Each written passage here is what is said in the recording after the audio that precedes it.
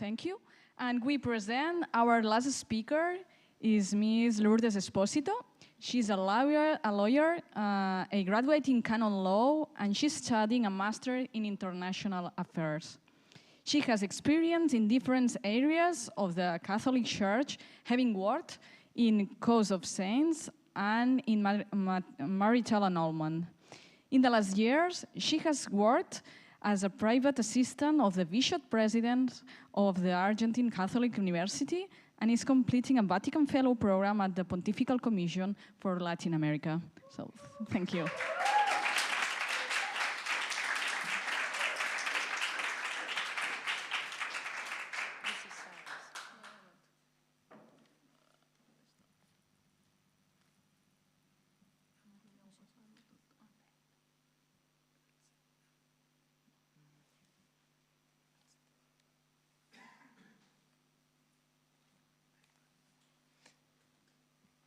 Okay, good morning, everyone, and thank you for being here and for sharing with us this Dies Academicus. As you can see, I'm going to talk about the Catholic Church and international law, and trying to understand a bit how is this relation, trying to focus on some goals and horizons of this relation. And then finally to give some key points about Pope Francis and his Magisterium and how this can contribute to the Church and all the international community. So to start, for me, it's important that we have some terminological clarifications about these two concepts, one the Catholic Church and the other one, international law. So to understand what we are talking about, in first place, Catholic Church, it's not so easy to find a definition, but we can go to two sources. One is Lumen Gentium, that is this dogmatic constitution that was born in the Second Vatican Council. And the other source is the Code of Canon Law. About the first one, the Lumen Gentium, there is no definition of the Church, but we can find some images to describe the Church and all this rich reality. We can find the image of the mystical body of Christ, but especially the image of people of God. And this description is elaborated in a whole second chapter and underlines the dual nature of the Church, divine and human, historical and sacramental, invisible and visible, societal and hierarchical. So here, just with this, we can see that Church is very rich, but also it's a very complex structure. To understand also the source of the canon law, there we won't find a definition of Church, but yes, we can know in Canon 204 and Canon 205 that adopts Lumen Gentium notion of people of God, and it is especially when it speaks about Christian faithful, Christi Fideles, as the people of God, and says that the Church is organized as a society in this world. So envision the Catholic Church as the people of God. We can also complete this, saying that it's organized as a society of the Baptists who profess the same faith, participates in the sacraments, and strive for common goals, never forgetting that doing all of this under the authority of the Pope, the Episcopal College, and the bishops, head of the particular churches, in common with each other and with the Bishop of Rome. Knowing this, we can now pass to the international law and this, what it means, the international law. Here we can find more definitions in doctrines and some books, and we can define as the set of legal norms and principles that exists between the states and other actors of the international community. It's a lot very different from the ones that we know in our countries, because rules are different from domestic law. We won't find a centralized government or a centralized legislative or judicial authority. And there is no hierarchy between the actors in the international community.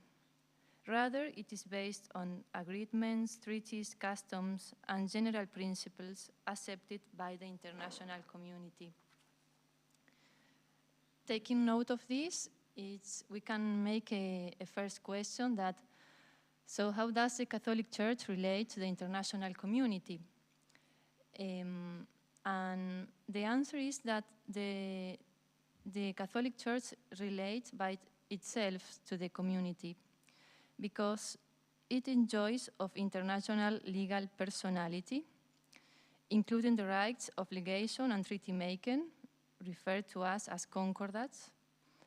And it's also important to know that the Catholic Church, led by the Supreme Pontiff, it doesn't do this relation alone, but has a central authority, an administrative organ that is the Holy See.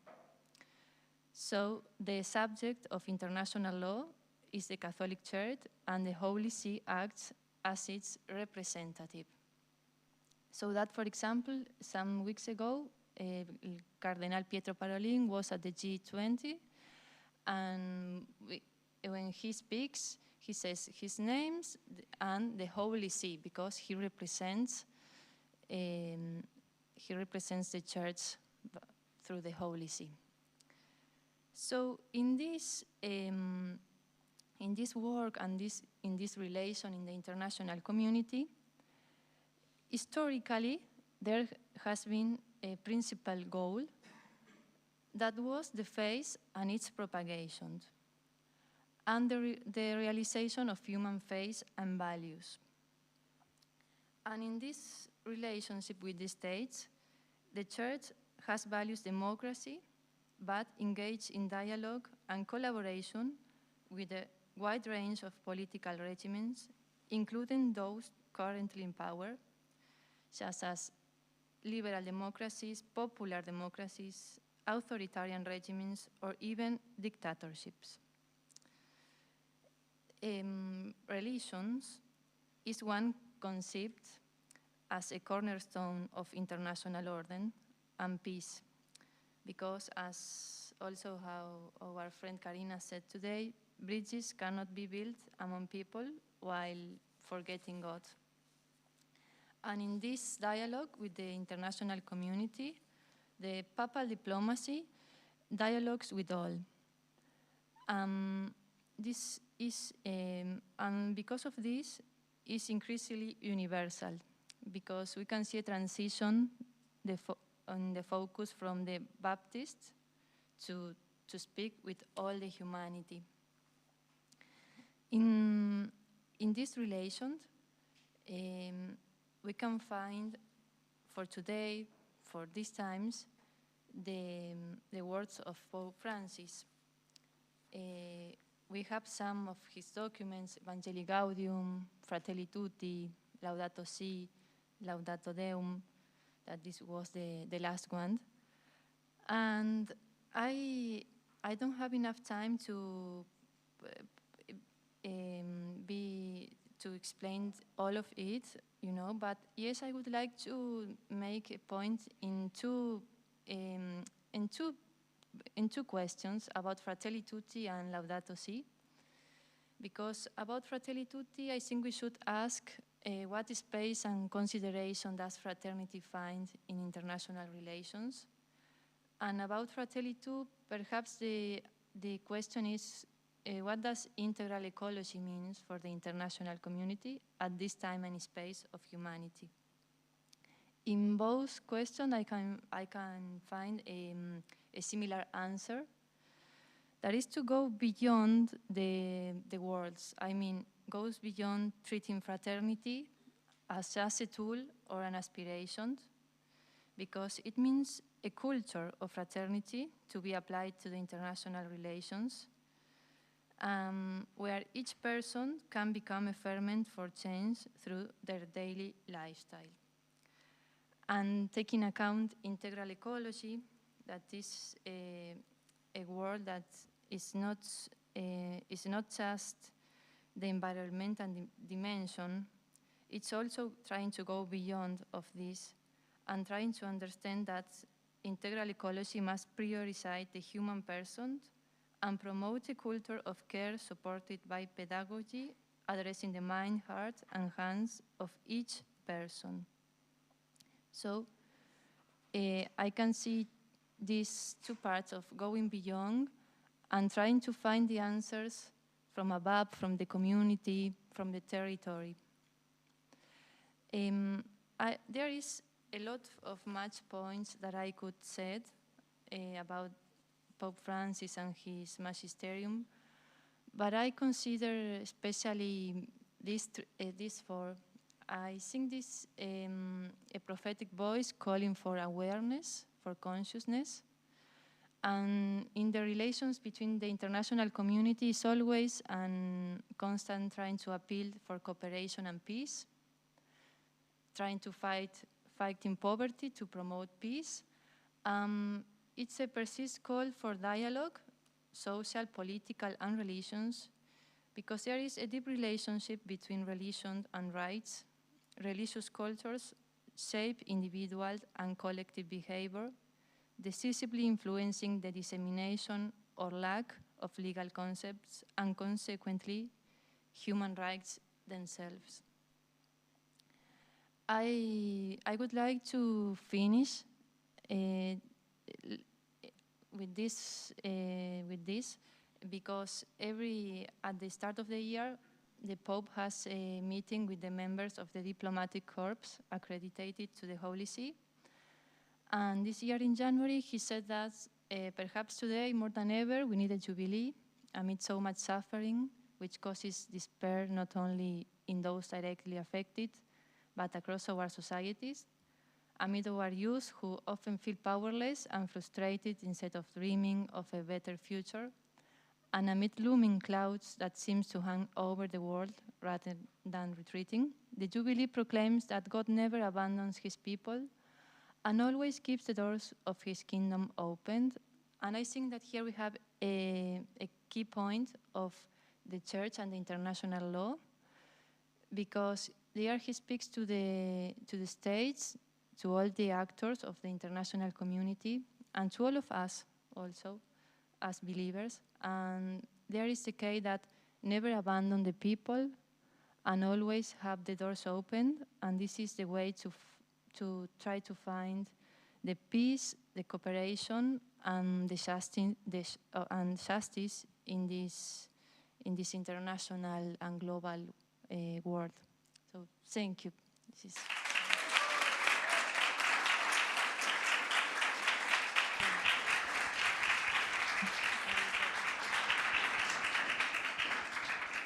Thank you, Lourdes, for this interesting presentation. Perhaps this is not a subject that most of us are familiar with.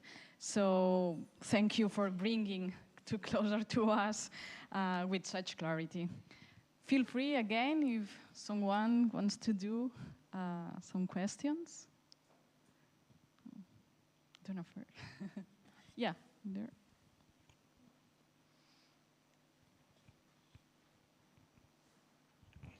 Thank you, Lourdes. So my question would be, there's for a couple of years now, it's been, it can be seen, for example, you spoke about international community. Some people call it irrelevance of the Holy See, for example, in the United Nations as an international multilateral institution. Now, what would you, now obviously I agree with you what you said, but my question comes more from what can be answered to let's say, to justify the presence and the diplomatic importance of the Holy See in the international community, in making its positions for the regarding international law and diplomatic activities clear, and the importance of the diplomatic presence of the Holy See in the different countries, the map that you showed. Thank you. Lourdes, thank you very much. That was a beautiful presentation. I was struck at the beginning how you mentioned building bridges, huh? Yes. And you said something, you had a slide about building bridges, that it's, the exact quote, I didn't get it all, but cannot be built without God, God. Yes. And I found that very interesting, and I just wanted to ask you the question, you know, one of the things in the pontificate of Pope Francis has been trying to build bridges with everyone, you know. Bridges cannot be built among people while forgetting God. And certainly from the Catholic point of view, that would be the case. But sometimes you have to build bridges with people who have forgotten God, no? And I wonder if you could talk about the challenge of building bridges with people who might not believe in God. Yes. Thank you. Okay. Yes, we have time for another. I think that there. Hi, thank you for the talk. My question is this working? My question is sort of similar to Philip's. So obviously the Holy See, its diplomacy has a role, but it's not the US or China where it can really change lots of things. So my question is like, what do you see as some maybe smaller but achievable targets that realistically Holy See diplomacy can maybe make a bit of a difference on? Like what should the Holy See be focusing on? Yeah, thank you. Okay, thank you very much for your questions. And okay, I will start with the first and the last question that are related. Well, I think we have to know it's true that the Holy See in the last years, perhaps in the international media, has not so much relevance. But it's important to know that diplomacy has different ways of act, and it's not always, there are some periods that we can see a more active presence, and some periods that we don't see. But it is because diplomacy is not always doing treaties, but there is good offices, buenos oficios, good offices that are between the states and the Holy See that we don't see. And these are like very small building bridges, and perhaps they are not shown in the media, or we even don't know what are they working or treating, but Holy See is constantly in contact with the states, actor, and other actors in the international community. So I think it's just a moment of how the international, some part of the international community consider the Holy See, but I think that in the face-to-face, I mean the actors, the principal actors, there is a very intensive work that we perhaps is not shown nowadays. About the second question, the challenge to build bridges with the ones that are not with God. Well, I think with that is the Holy See and the Catholic Church has been changing this this intention from work with only baptized communities to all the world, to all the community. This is made here it's important to know the work of all the Dicasterium of the Church, because we have a protocolar diplomacy of the Holy See, but there is also a diplomacy in the different structures of the Church. And there is a big building, they are constructing buildings with universities, lay universities, with different organizations of the society that are not necessarily Catholic. So I think that in the whole structure of the church, we can, and there is we can find some with the Baptist and with other parts of the community. So I don't know if I can answer, but okay, so this is. Yes. Thank you very much. Thank you.